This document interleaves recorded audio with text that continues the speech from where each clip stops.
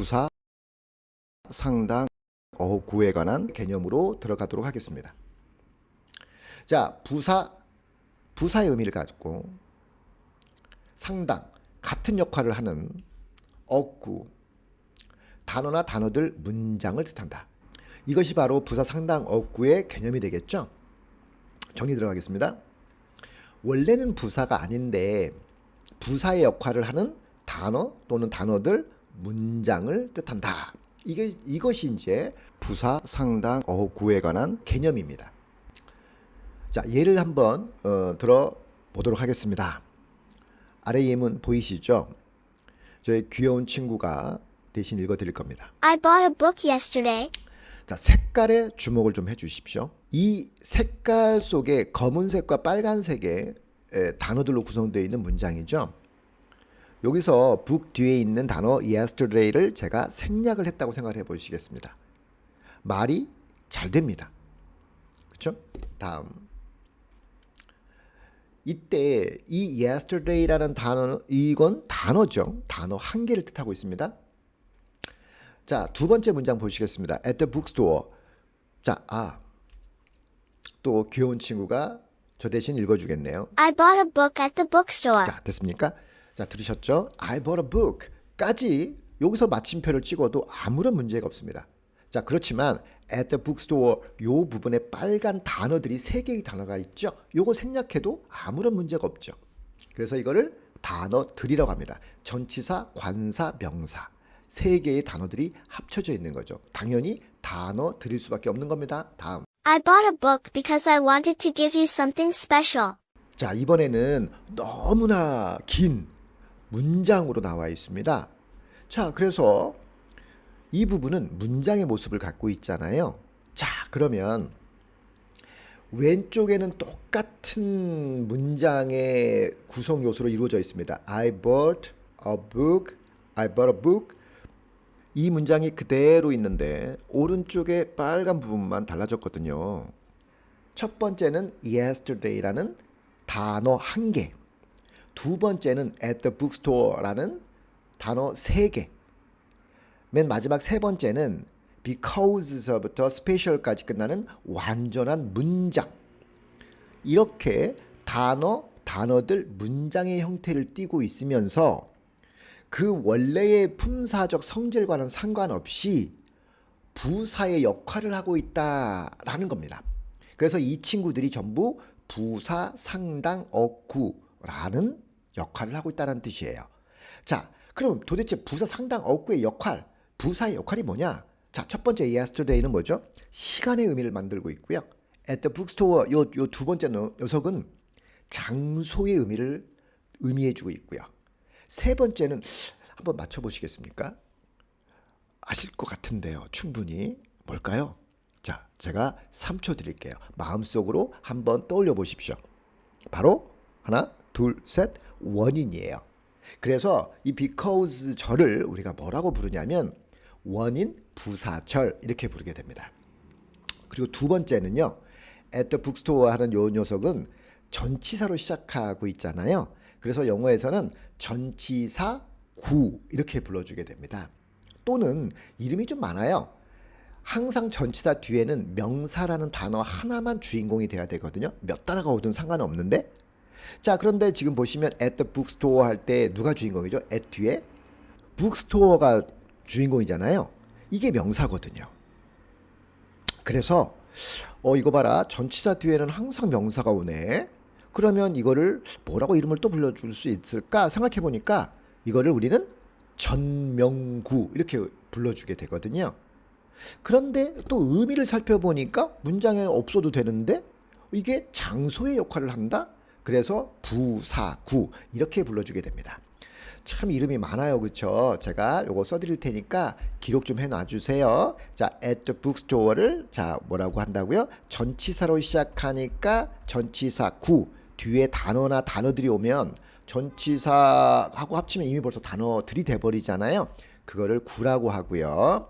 또 항상 그 뒤에 있는 단어, 전치사 뒤에 있는 단어들 중에 꼭 한 단어가 명사여야 된다. 그 명사가 그 뒤에선 주인공이다. 그래서 전치사 뒤에 명사나 명사구가 온다 그래서 전명구 이렇게 이름을 붙여주기도 하고요. 그런데 얘네들은 모양 보고 이제 이름을 붙여주었는데 이번에는 의미적으로 봤더니 이게 장소예요. 그리고 문장에서 없어도 돼요. 자, 그러면 이거 뭐라고 그랬습니까? 제가 부사 상당 어구라고 그랬잖아요. 그래서 이거를 부사구 이렇게 품사적 역할의 성질로 이름을 불러주기도 합니다. 그리고 이 부사구에는 어떤 의미를 담고 있죠? 장소적 개념이잖아요. 그래서 장소적 의미를 갖고 있는 부사 상당 어구다. 반면 yesterday는 단어 하나잖아요. 단어 한 개를 우리가 뭐라고 하냐? 사 이렇게 부른단 말이에요. 그럼 이 사가 단어 하나니까 결국 부사 역할을 하는 단어 부사 이렇게 얘기를 하죠. 하지만 좀 더 큰 범위에서는 이거를 부사 상당 어구라고 하게 됩니다. 자, 그런데 여기서 이제 이 부사는 뭐의 의미를 갖고 있다? 장소의 개념이 아니라 바로 시간의 의미를 갖고 있죠. 자, 그런데요. 맨 마지막 세 번째 거로 다시 한번 내려가겠습니다. 자, 얘 같은 경우에는 이거를 접속사 because를 우리가 접속사라고 부르거든요. 근데 조금 전에도 말씀드렸듯이 시작하는 단어로 이름을 붙여준다고 제가 방금 말씀드렸잖아요. 접속사 뒤에 단어들 왔나요? 문장 왔나요? 문장이 왔네요. 자, 그러면 문장을 한 글자로 뭐라고 그러냐면 절 이렇거든요. 그래서 이거를 접속사 절 이렇게 불러줘요. 그리고 이 화면 전에 제가 하나 뭐 설명드린 게 있는데요. 문장이 어떻게 왔나 봐주세요. 완전한 문장이거든요. 또 I want it부터 시작하는 스페셜까지 완전한 문장이에요. 자, 이럴 때 왼쪽과 오른쪽의 완전한 문장. 자, 이럴 때 왼쪽과 오른쪽의 완전한 문장을 중간에서 연결해주는 단어가 우리 접속사라고 그랬잖아요. 그 접속사로 시작하는 문장이니까 접속사절 이랬고요. 동시에 이거를 우리는 전체를 우리가 문장이 두 개 있으니까 복문 이렇게 말씀을 드렸단 말씀이에요. 복문은 항상 무슨 절과 무슨 절로 만들어진다고 제가 말씀드렸는데요. 주절과 그 다음 상대적 개념의 종속절 이렇게 나뉘어진다고 말씀드렸잖아요. 자, 그러면 이 because 절이 바로 종속절이 되는 거예요. 그런데 이걸 또 품사적으로 따져볼 수 있거든요. 뭐냐?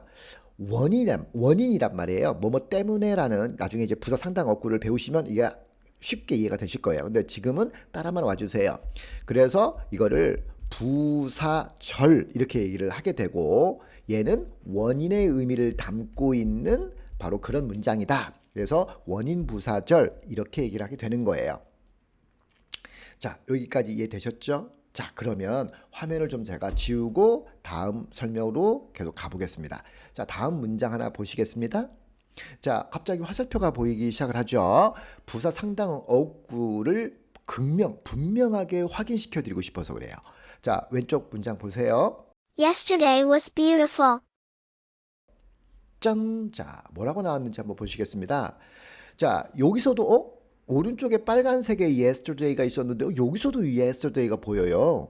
자, 그런데 여기 있는 yesterday의 파란색 yesterday를 한번 생략했다고 생각을 해보겠습니다. 그러면 was beautiful만 남거든요. 이 was beautiful 뒤에 점 하나가 있는데 이거 문장이었다는 표시잖아요. 그럼 한번 생각해 보시겠습니다. 파란색 yesterday를 저거 생략할 수 있을까요? 없을까요? 당연히 생략할 수 없죠. 문장이 아예 안 돼버립니다. 그러면 이번에 있는 저 yesterday를 그러면 우리가 부사 상당 어구라고 말할 수 있을까요? 없을까요? 없어요. 반면 저 빨간색 오른쪽에 있는 빨간색의 yesterday는 바로 생략해도 아무런 전체 문장에는 영향을 끼치지 않죠. 문장이 뭐 틀리거나 문장이 잘못되거나 이러지 않습니다. 자, 요 차이가 바로 부사 상당 어구의 역할과 쓰임인 것이죠. 자, 다음으로 원래 문법 첫 영상은 투투 용법을 첫 번째 강의를 하려고 했죠. 그랬는데 이 투투 용법을 하려고 해도 그냥 부사 상당 어구의 개념이 없으면 저도 똑같이 일반 선생님들과 똑같이 이거 so that cannot 구문인데 이거는 to 구문으로 바꿀 수 있는 거야. 근데 so that can 구문이 있거든. 이거는 enough to 구문으로 바꾸는 거야. 이렇게밖에는 설명할 수가 없어요. 말이 안 된다고 말씀 분명히 드렸습니다.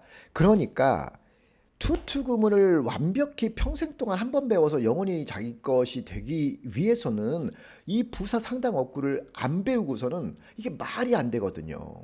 그리고 to 구문만 우리의 문법이 아니잖아요. 관계 부사도 엄청나게 중요한 문법이고 그 다음에 기타 나머지 아까 제가 살짝 보여드린 것들 많잖아요. 이것도 엄청난 문법들인데 부사 상당 어구를 모르고는 그런 개념들이 만들어질 수도 생각할 수도 없는 거 아니겠습니까? 그래서 에이 to 구문을 앞에 내세우기는 했지만 이번 기회에 부사 상당 어구를 좀 제대로 전달을 좀 해야 되겠다 이렇게 마음을 먹었답니다. 자 잠깐 의미심장하게 자 화면에 나타났습니다. 영어 문법에서 너무나 자주 사용되는 표현이 있습니다. 그게 뭐냐면 이미 앞에서도 제가 짤막짤막 말씀을 드렸었는데 정말 답답했어요. 그게 뭐였냐면 사구절. 조금 전에도 뭐 부사절이 어쩌고저쩌고 막 제가 설명을 드렸잖아요. 전치사 구. 그런데 이거 잘 모르시더라고요, 다들. 그래서 요거 좀 먼저 개념 정리 확실하게 좀 해드리고 싶어서 이거를 제 영상 속에 중간에 넣었습니다. 자, 한번 가보실까요? 사가 뭐냐면 단어 한 개를 뜻하는 거예요. 자, 그 단어가 뭐냐? 자, 보시면 Student. She. Go. Who. Must. Really. Beautiful. At. In. It. Top. My. When. 자, 조금 전에 귀여운 친구가 하나하나 다 읽어줬는데요. 자, 이 친구가 읽어준 이 친구들, 이 오른쪽에 있는 이 구름 과자 속에 들어가 있는 이 빨간색의 요 녀석들, 얘네들이 전부 다 단어예요. 우리가 이런 단어들을 다 모아보잖아요. 그러면 8개의 종류가 나와요. 그래서 눈치채셔야 되는데 이 단어들을 다 모아보잖아요. 그러면 8개의 단어들의 종류로 만들어져요. 그거를 우리가 뭐라고 하냐면 팔품사라고 하거든요. 자, 그러면 여기서 제가 극명하게 단어와 단어가 아닌 것을 확실하게 확인시켜 드릴게요. 자, 여러분들 제가 보세요. H, I, J, K 뭐 이렇게 막 가잖아요. 그 다음 I am a student. 자, 힘들어. 자, 여기서 I하고 I 어떻습니까? 발음도 똑같죠. 생긴 것도 똑같죠. 그렇죠? 자, 그런데요. 둘은 같지 않습니다. 왜냐하면 얘는 단어예요. 밑에 있는 얘는 단어인데 위에 있는 이 I는 단어가 아닙니다. 왜냐하면요. 뜻이 없어요. 그러면 뭐라고 하는 거예요? 뭐는요. 첫 번째 저 위에 있는 단어가 아닌 I는요. 저건 알파벳 I 또는 문자 I 이렇게 말을 해주시면 되는 거고요. 아래에 있는 I는 문장의 성분의 개념으로 바라보면 주어 그리고 그 문장의 성분 속에 있는 단어의 개념으로 바라보면 자 대명사 그것도 사람이니까 인칭 대명사 그리고 주어 자리니까 주격 이렇게 얘기를 해주게 되는 겁니다.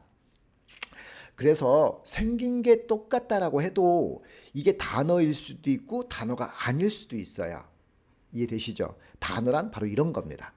자, 다음 화면으로 넘어가도록 하겠습니다. 구가 나오네요. 자, 단어 2개 이상, 즉 단어들을 얘기합니다. In the room. For your dream. Very important. Full of many books. The room. My dream. A man. To play. Willpower. My bag full of many books. The student. Must go. A beautiful sky. At school. 오른쪽에 이 또 구름 과자 속에 등장하는 요 빨간색의 단어들이 보이시죠? 이 단어들이 전부 구가 되는 거예요. 이게 무슨 말씀이냐면요.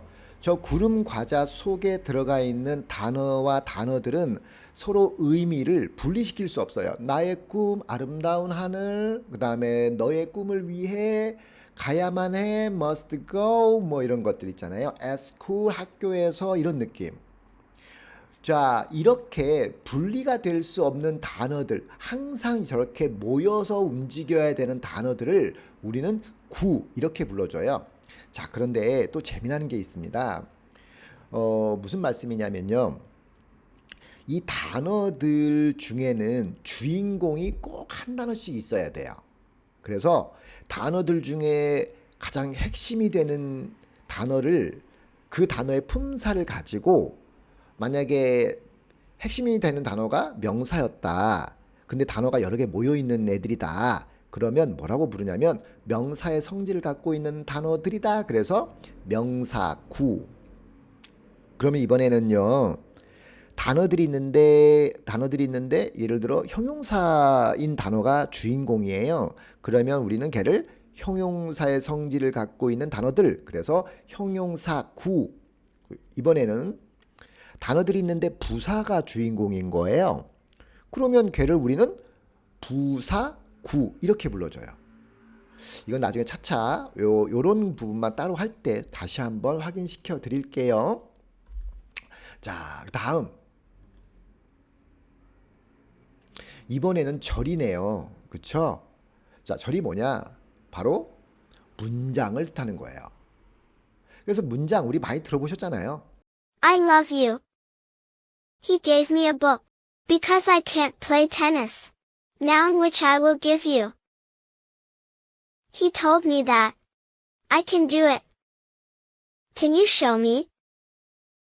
Who broke the window? 자, 보시면 이 경우에 이 구름 과자 속에 문장들이 지금 들어가 있거든요.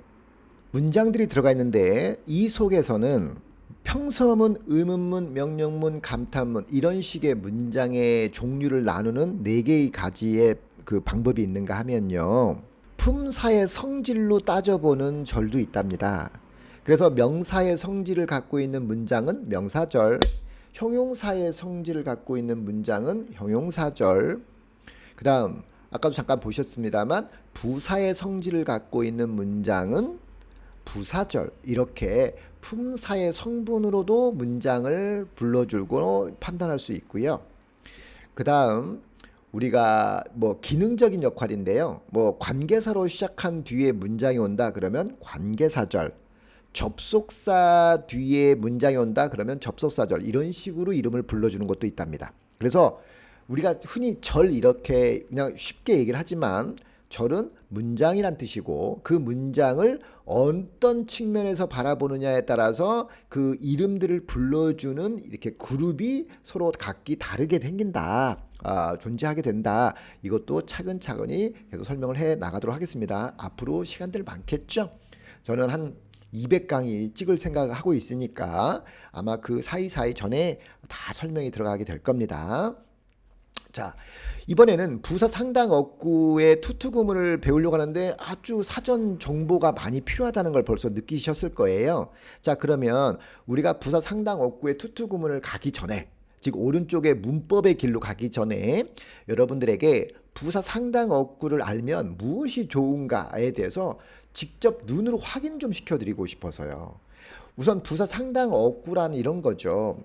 문법을 통해서 부사 상당 어구의 개념을 비록 우리가 접하려고 가고는 있습니다만 부사 상당 어구를 우리가 정확하게 알면 어떤 좋은 점이 있는가를 보여드리도록 하겠습니다. 자, 보시죠. 자, 보시겠습니다. 부사 상당 어구의 응용, 자, 독해 측면이에요. 계속 말씀을 드립니다. 높아심에 저는 이제 문법적 측면을 전달하고 싶었는데 우선 이번 강의는 그 문법의 관심을 좀 불러일으키자, 그리고 기본적인 용어 개념을 먼저 전달해 두자가 오늘의 표가 됩니다. 그래서 일단은 이 효용 가치를 좀 보여드리고 싶어서요. 자, 다음 글의 주제로 가장 적절한 것을 고르시오라고 하는 그렇게 어렵지 않은 문장. 이게 고등학교 한 1학년 문장에서 보는 그런 지문이다. 이렇게 보시면 돼요. 자, 그러면 이 문장들이 이렇게 모여서 하나의 글을 만들었단 말씀이에요. 이 지문 하나를 만들었는데 이 안에는 부사 상당 어구들이 여러 포진되어 있어요. 근데 이 지문만 그러냐? 아니에요. 이거 그냥 제 그 강의 교재에서 그냥 눈에 보이는 거 그냥 갖다가 블럭 복사해서 이렇게 올려놓은 것 뿐이거든요. 그러고 난 다음에 찾은 거예요. 찾고 나서 여기 한 게 아니고. 자, 그럼 보시겠습니다. One of the biggest changes when people began living in villages was that people began to practice division of labor. That is, people specialized in particular skills rather than splitting their time among different activities. One group of villagers, concentrating on farming, could produce enough food for the whole village. This gave other villagers time to spend on non-farming tasks. Some people made tools and weapons. Others made shelters or clothing or learned to weave reeds into baskets. Still others made pottery containers for cooking and for storing flood and water. 자, 한번 보여드릴게요. 자, 어떻습니까? 빨간색이죠.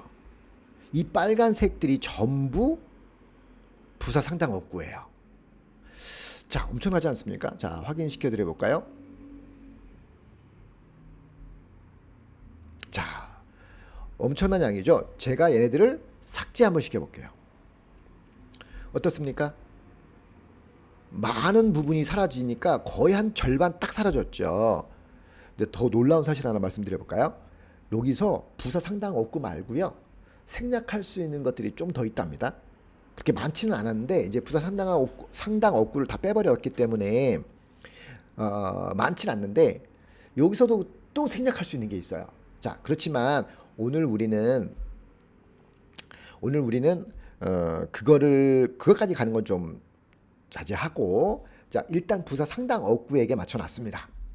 그러면 이제 요 변화의 차이를 다시 한번 말씀을 드릴게요. 자, 이게 원문이었습니다. 자, 그리고 빨간색의 부사 상당 어구가 있었고 이것들을 없애고 난 최종 문장만 보여드렸습니다. 자, 그러면 이거를 제가 번역을 좀 할 거예요. 자, 해석을 좀 할 거예요. 자, 보시면 빨간색 보이시죠? 이게 원래 영어 원문을 지금 이렇게 빨간색으로 해석해 둔 겁니다. 그리고 파랑은 바로 앞문장, 즉 부사 상당 어구가 빠진 상태의 문장을 해석해 둔 거거든요. 아이고. 파란 게. 자, 그러면 다음 화면 보시겠습니다. 자, 이제 원래 원문에 대한 그대로의 해석을 보여드립니다. 그럼 이번에는 파란색, 다시 말씀드려서 부사 상당 어구가 빠진 부분만을 제가 보여드렸습니다.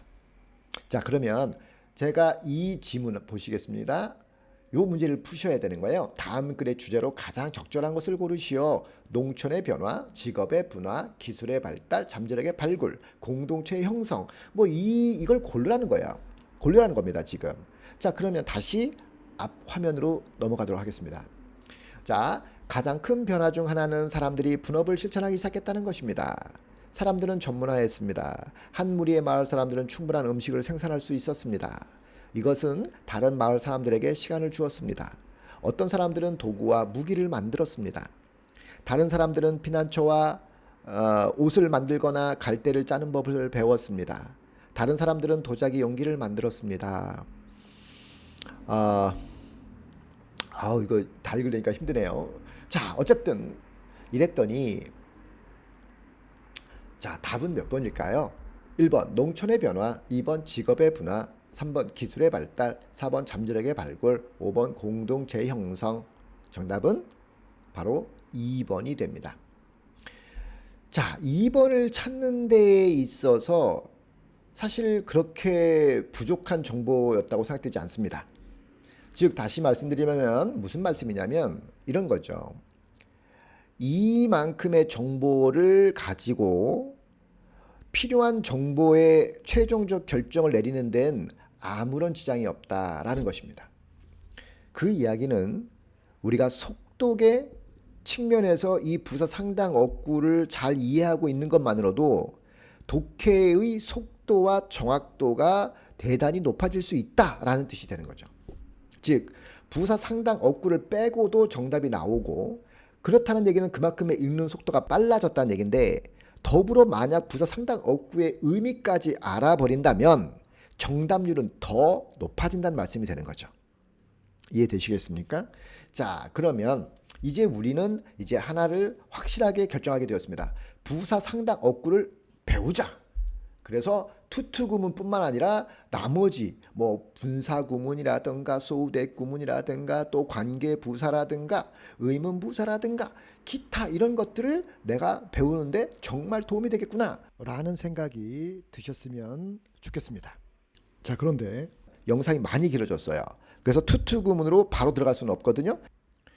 문법적 측면을 다루는 과정에서 진도상 시간이 허락이 된다면 투투 구문까지 나갈 수 있을 것이나, 만약에 부사 상당 어구의 문법적 설명이 다소 길어지게 된다면 이제 투투 구문은 그 다음 두 번째 이후의 수업이 진행이 되겠죠. 어쨌든 다음 시간까지는 부사 상당 어구에 관련한 문법적 부분까지 완전히 끝이 날 거라는 거 제가 자신 있게 말씀드리면서, 자, 고생하셨고 약간의 복습을 해주시면 정말 감사하겠습니다. 자, 다음 시간에 뵙도록 하겠습니다. 고생하셨습니다.